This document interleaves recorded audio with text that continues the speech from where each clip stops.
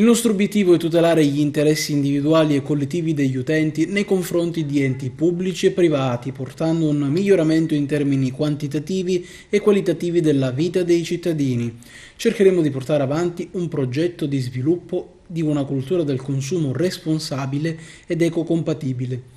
Con queste parole gli avvocati Eva Di Betta e Adele Falcetta hanno inaugurato ieri sera il nuovo Tribunale del Consumatore del Patronato CESAP e FAPI in via San Francesco 15 ad Agrigento.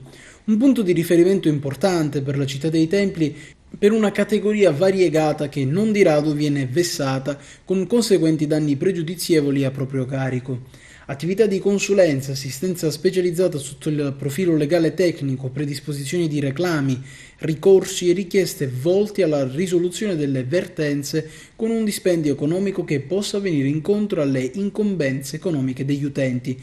Sono alcune delle attività che inizieranno a svolgersi presso lo sportello agrigentino e che hanno un unico fulcro intorno al quale fare perno, la tutela a 360 gradi del cittadino consumatore. Ringrazio Padre Veneziano per essere qui e tutti voi amici che siete qui in questo momento. Sono emozionata, però felice, perché l'incipit inizio di ogni cosa porta sempre gioia nel cuore. Dice bene Don Giuseppe, è un servizio, perché tutto nasce dalla collaborazione amicale con la collega Adele Falcetta. Ci lega grande amicizia, l'amore per il Signore e l'amore per il nostro lavoro.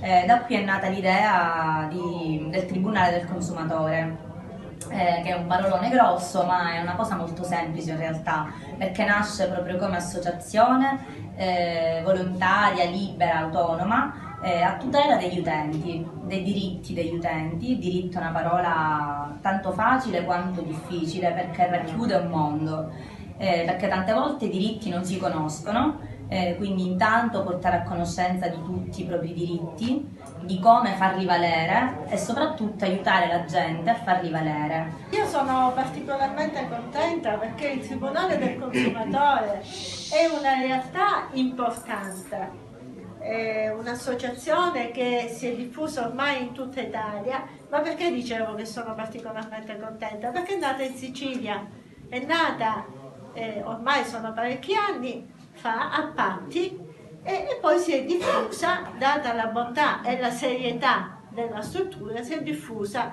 un po' in tutta Italia. E che cosa facciamo? Facciamo diverse cose, quello che ha detto la collega, cioè un'attività di consulenza per consentire alle persone di far valere i propri diritti, innanzitutto di acquisirne consapevolezza, di sapere se rispetto ad una determinata situazione vi sono dei diritti da far valere, e poi anche cerchiamo di aiutarle a farli valere con il minor dispendio possibile grazie ad una rete di professionisti convenzionati con noi.